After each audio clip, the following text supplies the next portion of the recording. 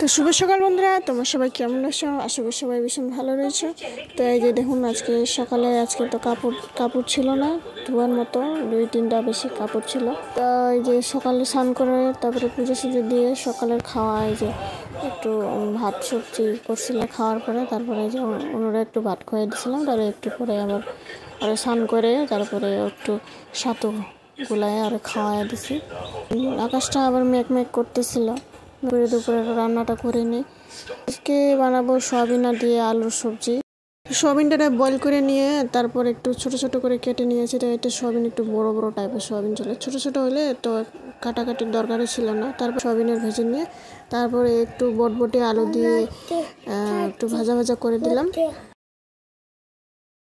পর এই যে আকাশটা দেখুন মেঘ করছে, আবার বৃষ্টি পড়া আরম্ভ করছে। একটু পরে এই যে কাপড় ছিল 2-3টে, তো নিয়ে আসে যে হ্যাঙ্গারে একটু দিয়ে থুইলাম।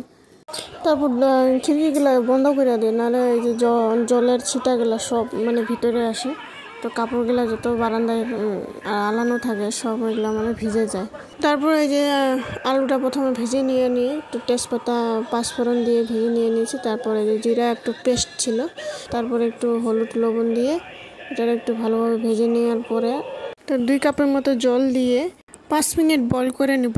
তারপর উপর দিয়ে সয়াবিন যেটা ভাজা ছিল, তো এটা একটু পরে বয়ল হওয়ার পরে এটা দিয়ে দিই। এদিকে ভাতও বসে দিছিলাম, তো ভাতও হয়ে গেছে, দেখুন সবজি হয়ে গেছে। তো বন্ধুরা, ভিডিওটি ভালো হইলে একবার লাইক কমেন্ট শেয়ার সাবস্ক্রাইব করে দিয়ে যাবেন। আশা করি নেক্সট ভিডিও দেখাবো। আজকের জন্য টাটা, বাই বাই।